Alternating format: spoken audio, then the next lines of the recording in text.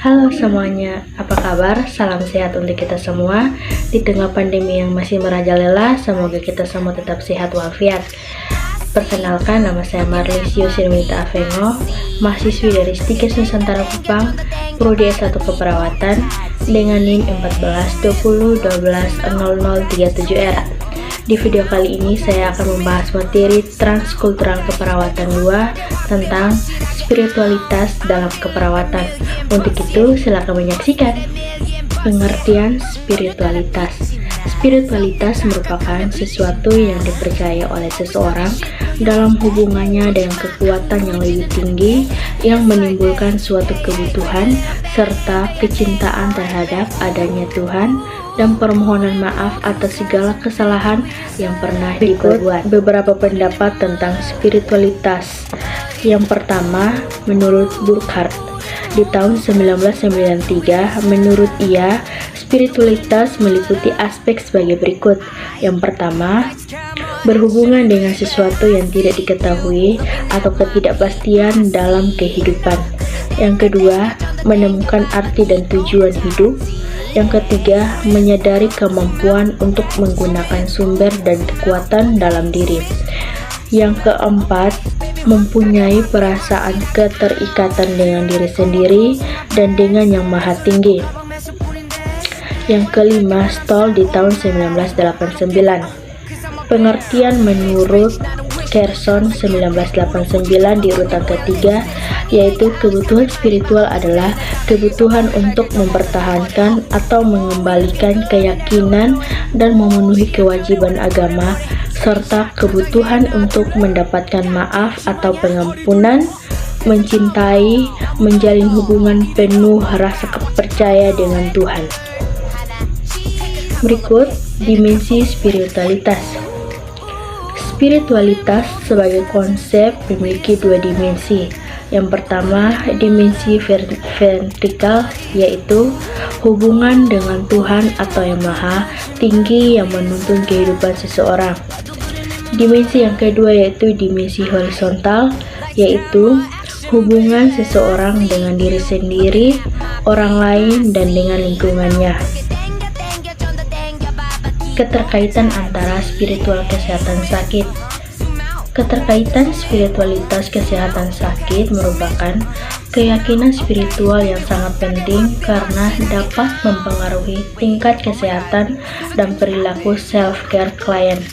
Pengaruh dari keyakinan spiritual yang perlu dipahami adalah sebagai berikut. Yang pertama, menuntun kebiasaan hidup. Praktik tertentu pada umumnya yang berhubungan dengan pelayanan kesehatan mungkin mempunyai makna keagamaan bagi pasien. Sebagai contoh, ada agama yang menetapkan makanan yang boleh dan tidak boleh dimakan. Begitu pula metode keluarga berencana, ada agama yang melarang cara tertentu untuk mencegah kehamilan, termasuk terapi medik atau pengobatan. Yang kedua, sumber dukungan. Pada saat mengalami stres, individu akan mencari dukungan dari keyakinan agamanya. Dukungan ini sangat diperlukan untuk dapat menerima keadaan sakit yang dialami, khususnya jika penyakit tersebut memerlukan proses penyembuhan yang lama dengan hasil yang belum pasti. Sembahyang atau berdoa, membaca kitab suci, dan praktik keagamaan lainnya sering membantu untuk memenuhi kebutuhan spiritual yang juga merupakan suatu perlindungan terhadap tubuh. Yang ketiga, sumber kekuatan dan penyembuhan. Individu cenderung menahan stres, baik fisik maupun psikis yang luar biasa karena mempunyai keyakinan yang kuat. Keluarga klien akan mengikuti semua proses penyembuhan yang memerlukan upaya ekstra karena keyakinan bahwa semua upaya tersebut akan berhasil. Yang keempat, proses sumber konflik. Pada suatu situasi tertentu, bisa terjadi konflik antara keyakinan agama dan juga praktik kesehatan. Misalnya, ada orang yang memandang penyakit sebagai suatu bentuk hukuman karena pernah berdosa. Ada agama juga tertentu yang menganggap manusia sebagai makhluk yang tidak berdaya dalam mengendalikan lingkungannya. Oleh karena itu, penyakit diterima sebagai nasib, bukan sebagai suatu yang harus disembuhkan. Berikut kita masuk di dalam aspek spiritualitas.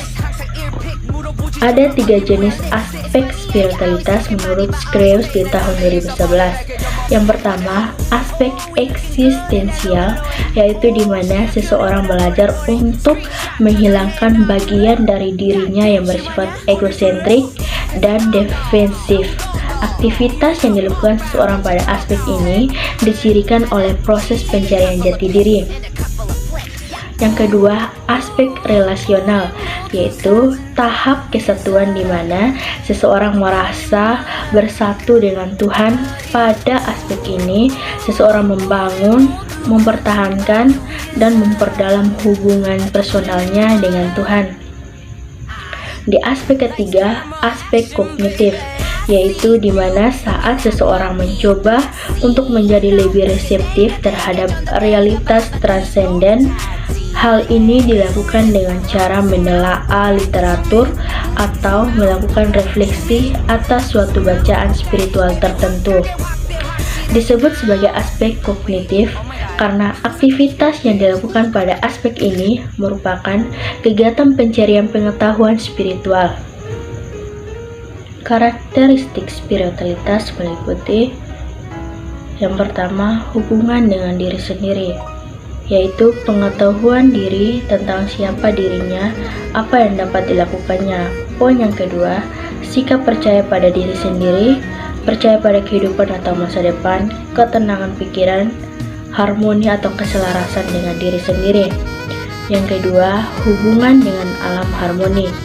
Yang pertama, mengetahui tentang tanaman, pohon, marga satwa dan juga iklim.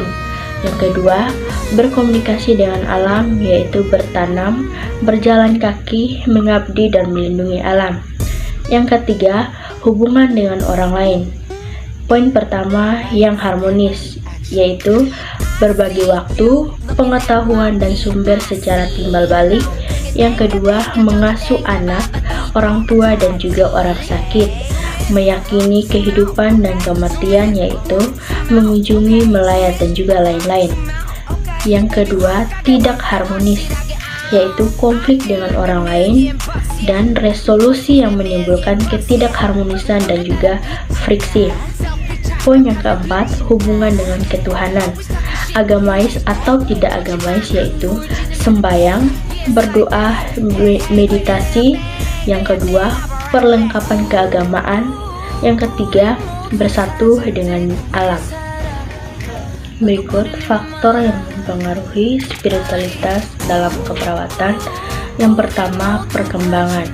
Semakin dewasa idealnya, semakin matang tingkat spiritualitas seseorang. Yang kedua, keluarga memiliki peran yang sangat penting dalam memenuhi kebutuhan spiritual. Individu yang dibesarkan dalam keluarga agama Islam cenderung 90% Islam. Yang ketiga, ras atau suku. Di Indonesia sendiri, di bagian timur, Irian Jaya mayoritas beragama Kristen, Aceh mayoritas beragama Islam. Yang keempat, agama yang dianut. Keyakinan pada agama dapat menentukan arti pentingnya kebutuhan spiritual. Yang kelima, kegiatan keagamaan. Kegiatan keagamaan dapat mengingatkan keberadaan dirinya dengan Tuhan dan selalu mendekatkan diri kepada penciptanya. Berikut pasien yang membutuhkan dukungan spiritualitas. Yang pertama, pasien kesepian.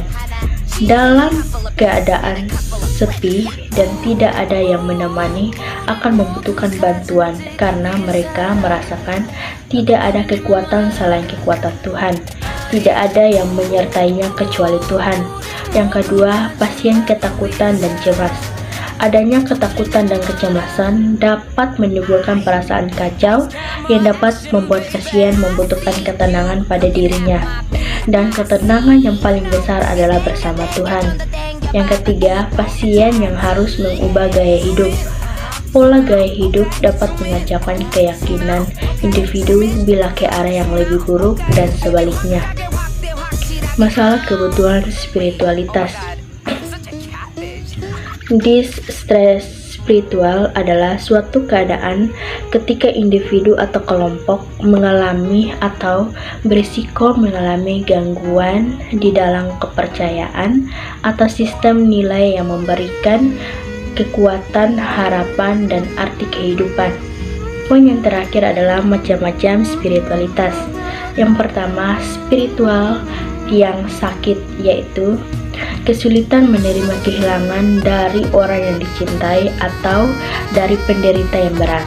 Yang kedua, spiritual yang khawatir, yaitu terjadinya pertentangan kepercayaan dan sistem nilai seperti adanya aborsi.